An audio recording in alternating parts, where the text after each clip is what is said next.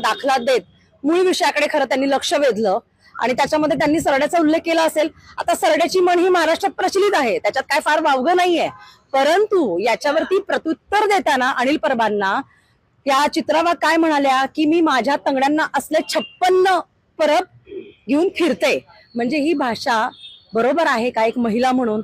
अक्षरशः एक दोन आमच्या तिथल्या महिला आमदार आहेत ज्यांच्याशी आमचं चांगलं आहे, त्या सुद्धा म्हणाल्या की आम्हाला किळस वाटली तो शब्द ऐकल्यानंतर. आम्हाला कसं तरी झालं की आमच्याच पक्षाच्या आमदार, आमच्याच प्रदेशाध्यक्ष अशा पद्धतीने किळसवानं वक्तव्य सभागृहात करतात आणि अशा लोकांना देवेंद्र फडणवीस यांनी तिथे बसवले केवळ अशा पद्धतीने भुंकण्यासाठी.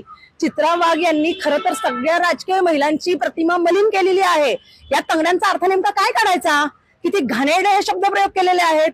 हे सभागृहाला शोभतं का? आणि ह्यांना त्यांचे मुख्यमंत्री, त्यांचे नेते देवेंद्र फडणवीस अडवत सुद्धा नाहीत. शोकांतिका आहे.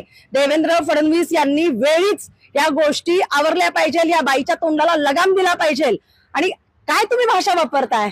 आणि एखाद्या जेंट्सनी किंवा हेच जर परब साहेबांनी जर असं वक्तव्य केलं असतं तर अख्ख्या सभागृहाने हलकल्लोळ माजवला असता. महिलेने केलं म्हणून एवढं शांततेत चाललंय का? पण आम्ही पण एक महिला आहेत ना, आम्हाला सुद्धा घाण वाटलं ना ते ऐकल्यानंतर. हेच परब साहेबांनी बोललं असतं तर काय काय केलं असतं? अख्खा महाराष्ट्र पेटवलं असतं या चित्रा वाघनी. ही बाई एकतर एक नंबरची नालायक बाई आहे. सगळ्यात महत्वाची गोष्ट म्हणजे तिला कसलाही बोलण्याचा आचपेच नाहीये, केवळ सेटलमेंट पंतरती बाई आहे. आणि अशा बाईच्या तोंडून अजून खरं तर काय अपेक्षित असणार आहे? परंतु कुठेतरी भाषा ही सांभाळली गेलीच पाहिजे.